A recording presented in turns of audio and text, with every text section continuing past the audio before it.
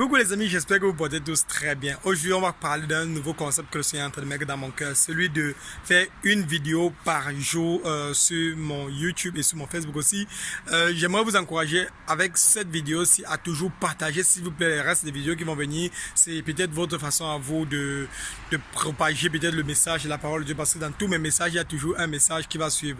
Le message suivant: aimez Christ de tout votre cœur, de toute votre force, de toute votre volonté et cherchez à connaître le Saint-Esprit à travers sa parole et ensuite donnez vos vies à Jésus-Christ. Ça, c'est ça. Donc, donnez vos vies à Jésus-Christ, cherchez le Seigneur de tout votre cœur. Donc, on va faire des messages. Je vais faire des messages par la grâce de Dieu, les messages que le Seigneur m'a dit de faire. Il veut faire chaque jour pour que le nom de l'Éternel soit béni, pour que quelqu'un entende parler de Jésus-Christ quelque part. Donc, si tu partages, ce serait idéal de ma part. Ce serait vraiment idéal que tu puisses le faire. Et je te remercie déjà pour cela. Le passage que le Seigneur a mis, il y a deux passages que le Seigneur a mis dans mon cœur aujourd'hui, c'est: n'aimez pas le monde ni les choses qui sont dans le monde. Il y a vraiment le soleil, les amis, regardez, il y a énormément de choses qu'on ne voit même plus mon visage. N'aimez pas le monde ni les choses qui sont dans le monde, parce que l'amour du Père n'est pas en ceux qui aiment le monde. Le Seigneur n'aime pas le fait que nous puissions aimer le monde. Le Seigneur n'aime pas le fait que nous puissions nous attacher tellement aux choses de la terre et l'oublier lui-même. Par exemple, j'aime peut-être chercher l'argent jusqu'à ce que je m'en fous de lire la Bible. L'heure de partir peut-être de lire la Bible vient, je ne lis même pas la Bible, je peux pas me concentrer seulement sur la recherche d'argent. Je peux avoir les conversations pour chercher l'argent de peut-être 20 heures de temps, 10 heures par jour. Je parle. Oh, tu as vendu le truc là, tu as acheté, est-ce que tu as livré, est-ce que tu n'as pas livré? Je parle toute la journée, mais je n'aime pas le Seigneur Jésus, que je ne présente pas le Seigneur Jésus à travers mes actions. Donc j'aime plus le monde que Jésus-Christ. Et le Seigneur me dit: n'aime pas le monde de cette façon-là. Concentre-toi sur lui, concentre-toi sur sa parole, et laisse les restes des autres choses. Concentre-toi sur lui, oublie le reste, concentre-toi sur lui. Bon, maintenant, est-ce que le passage là veut donc dire que on s'en fout de ce que on doit avoir comme nature, qu'on doit avoir naturellement là dehors, par exemple, le vêtement, la nourriture, l'eau et les autres choses comme ça? Est-ce qu'on doit s'en foutre de chercher à devenir multimilliardaire dans la vie? Non, c'est pas ce que le verset veut dire. Mais le verset veut dire tout simplement ceci: ayez pour objectif, ayons, nous tous qui sommes chrétiens, pour objectif de faire la volonté de Jésus-Christ. Ayons pour objectif de faire la volonté de Jésus-Christ, et le reste des autres choses nous seront données.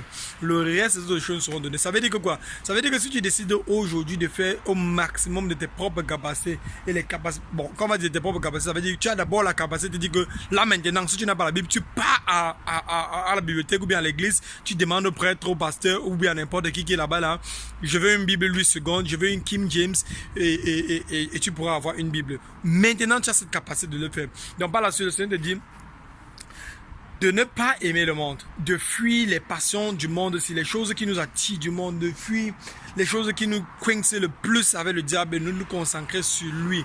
Bon, maintenant, comment est-ce que notre vie serait si on ne se concentre pas, si on ne regarde pas les autres choses qui sont là dehors?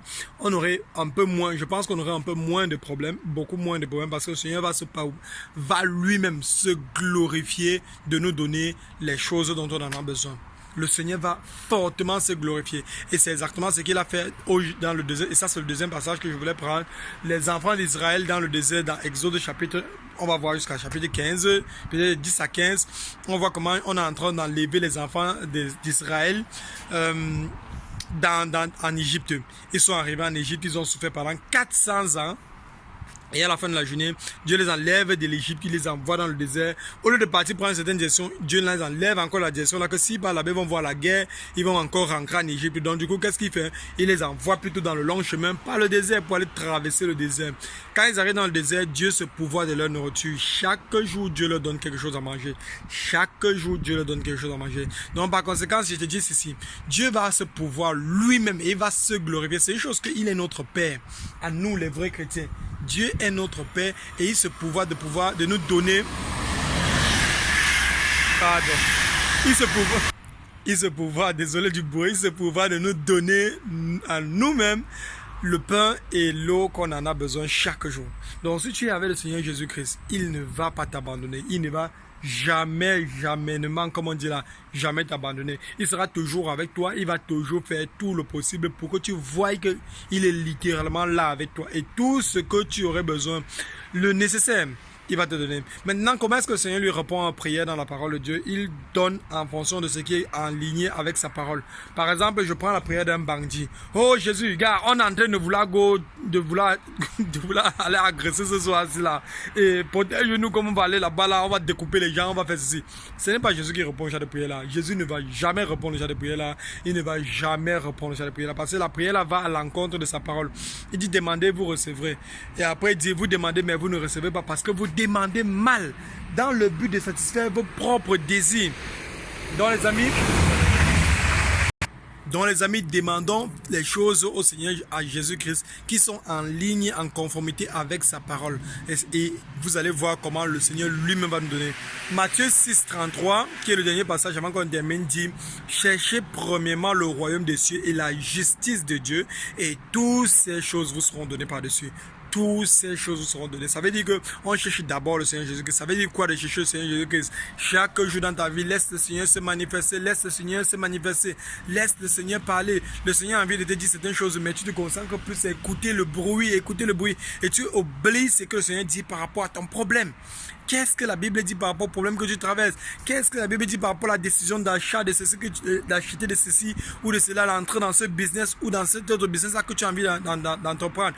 Qu'est-ce que la Bible dit par rapport à cela? Cherche d'abord la face du Seigneur. Prends une autre façon de chercher la face du Seigneur. C'est de méditer et lire sa parole.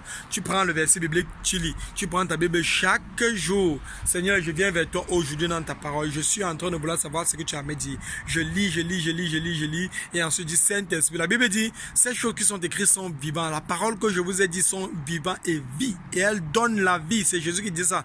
Les paroles, les Écritures sont vivantes. Ça veut dire que ça peut bouger, ça peut monter, ça peut descendre, ça peut faire ce que ça veut faire quand ça veut. Donc du coup, laissez Jésus lui-même se manifester comme il a demandé qu'il voudrait se manifester, et le reste ces autres choses là, il va vous montrer comment avoir cela, il va vous donner ces choses là. Donc c'est ça que je voulais faire passer comme message aujourd'hui. On se voit demain. S'il vous plaît, abonnez-vous, partagez la vidéo à fond, partage la vidéo et abonne-toi. Tu peux juste cliquer sur le lien partage, tu partages sur Facebook, le lien sur ton Facebook, et abonne-toi à la chaîne aussi, et on se voit à la prochaine. Que Dieu te bénisse abondamment. Laisse en commentaire des questions et on se voit à la prochaine. Ciao.